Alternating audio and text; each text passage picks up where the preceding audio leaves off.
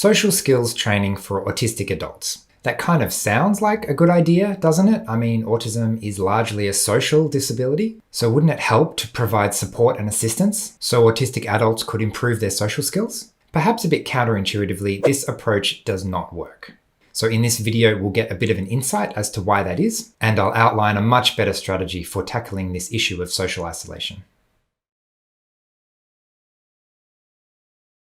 Hi everyone, Paul Mikolev here from Autism from the Inside. I make weekly videos sharing the human side of autism, so make sure you hit subscribe to get the latest content. So perhaps one of the biggest challenges that I hear from our community all the time is around dealing with social isolation. It's a serious issue for many in the autistic community, and it's not just a social problem either. Being socially isolated often leads to having a poor social support network. There's not always a designated official way to solve a problem. Very often, for a lot of things in life, informal social support networks are just how people get things done. This is probably most easily understood by thinking, who would you call? Who would you ask for help if you were sick at home with COVID and you needed someone to drop you around some groceries? Who would you call if you had a hard day and were feeling a bit lonely and needed someone to talk to? Who would you call if someone hit your car on the way to work and now you're stranded halfway there and you need a lift home? These days, there are a lot of official ways that you can get around this type of thing. You could call yourself a taxi. You could get groceries delivered to your house. You could call an emergency counseling service and speak to someone if you need to. But really, none of these options are as good as having a solid social support network. People in your life that you have a relationship with that you can rely on. When there are additional barriers to participating in society, a lot of us end up with very small social support networks, which means we rely heavily on a small number of people, which means if they happen to be unavailable or if that relationship happens to break down for any reason, then it's a single point of failure, as my engineering brain would say, and the whole system can fall over relatively easily. Instead, a robust social network would involve having a relationship with several people that I could potentially reach out to if I really needed to. Oh, my best friend is overseas for a month. No problem. I don't 100% rely on any one person. So what's the solution to social isolation? Well, make friends, of course, but I'm guessing if the make friends advice was working for you, you probably wouldn't end up in that situation to begin with in the first place. So let's look at the traditional advice of how to make friends, which is the kind of help that social skills training for autistic adults tends to focus on. So how do you make friends? Well, it's very simple. In our society, if you want to make friends, you have to be friendly in a neurotypical way. What does that mean? It means you're polite and outgoing and engaging. You look people in the eye and smile and say hello and make small talk. And if you go out into the world and do this enough, you'll eventually meet someone with some common interests or a compatible lifestyle who can be your friend. Except it doesn't work. And the reason is because of how it works. How does making small talk and looking people in the eye lead to friendship? Well, it's all about building trust.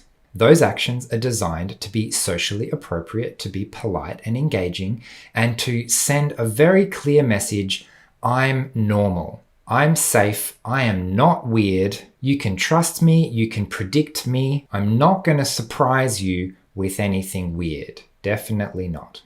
And the next step after building that initial trust, showing that you're a normal, safe, socially appropriate person, is to share some normal, everyday, appropriate hobbies, activities, interests, etc.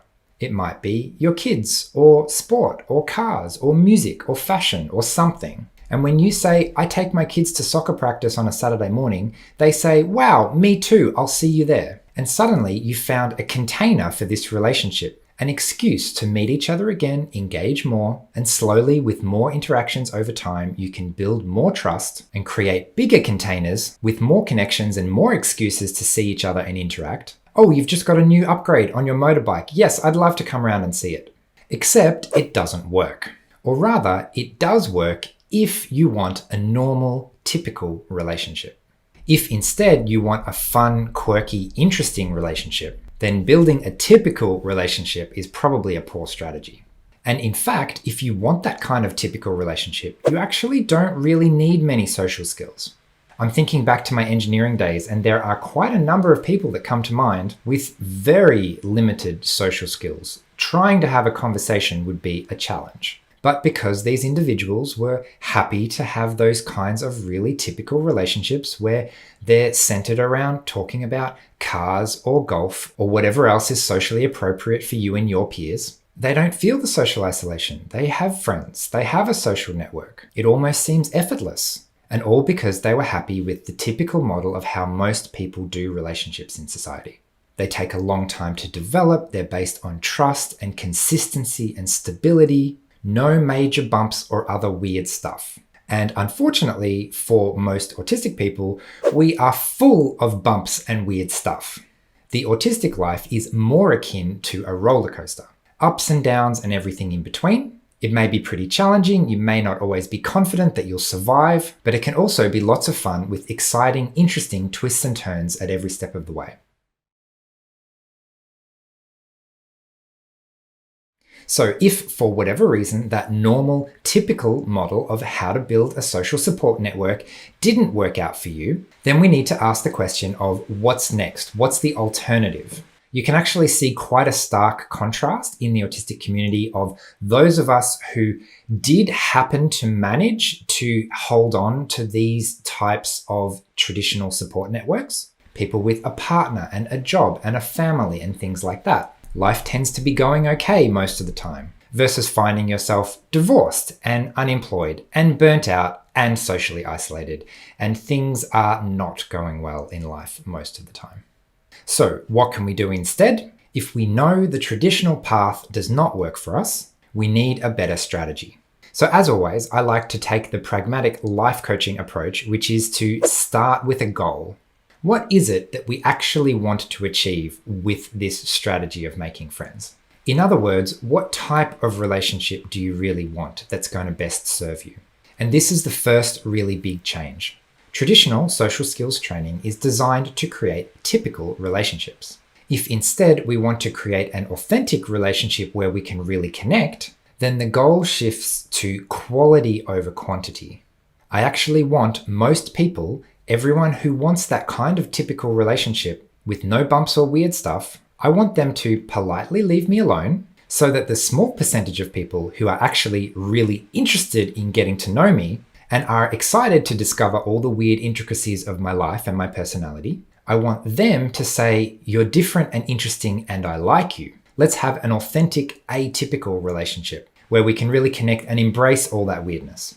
So if that's the goal, a lot of the rules stay the same. I still need to build trust and safety with people, one step at a time, one small little increase from strangers to acquaintances to friends to close friends, that type of thing. But the question now becomes, what direction am I taking this relationship?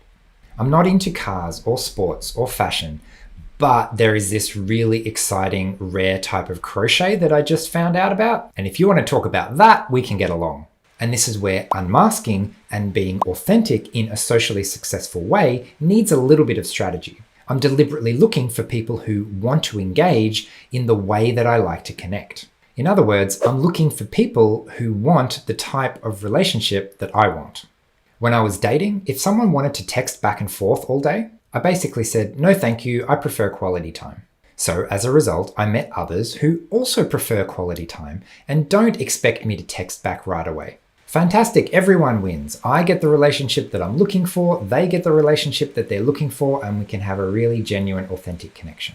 Then comes the part of how do we find each other when it feels like a needle in the haystack? Well, I can significantly increase our chances by looking in places that are the most likely to be successful. As one of the panelists from our recent Double Rainbow Autistic and LGBTQ discussion put it, it helps to put yourself in the right pond. If you're in groups of people who are unlikely to be a good fit, then it might help to look in other places. How do I find those other places? Well, I can have a think about, how do I like to connect and meet people? Is it one-on-one? Is it based on an interest? Is it outdoors? Who am I meeting? Where are we meeting? How often are we meeting? Do I even have space in my life and time in my life for a new friendship or new relationship at the moment? Maybe I need to clear that space first if I really want to make this a priority. For me personally, for example, I like talking to people, I like meeting people, and I much prefer really small groups. Like one-on-one is great. A small group of like 3 or 4 is probably okay. Large groups of people where you're just kind of walking around mingling, I am not doing well in those types of situations. So I can have a think about, where am I likely to find a small group of people who are actually interested in meeting me and having an interesting discussion, and who are more likely to respond positively to my subtle, clever ways of avoiding small talk. In other words, if I'm joining a social gathering with a big group of people, most of whom are happy to just make small talk and then go home, that's really not setting myself up for success. So while it's not a surefire strategy, putting myself in the right pond, increasing my chances, and also making sure that I have a good time at the same time, means that even if I don't make a new connection, it was still a worthwhile exercise. Anyway, this is a big topic, especially the question of unmasking and being honest with yourself about who do you want to connect with and what type of relationship do you really want. Especially if you've been masking for decades, it's really easy to assume that there's nothing wrong with your previous strategy. Whereas developing a little bit more self-awareness often leads people to realize that there are parts of themselves they may have been unconsciously suppressing because they're a little bit weird or atypical in some way. Anyway, big topic. I should probably leave it there. Hopefully you found that helpful. If you'd like more information or to go deeper, especially with regard to unmasking and developing authentic autistic social skills, you can get in touch via the Autism from the Inside website. I have a self-guided online emotional intelligence course and also run workshops on unmasking and similar topics. So for the latest on upcoming workshop dates, you can check out the events page or sign up to the mailing list to be notified when new dates are available. So thanks again for watching. I'm curious to hear your experience trying to make friends, so please leave a comment below if you can. And I'll see you again next week. Bye.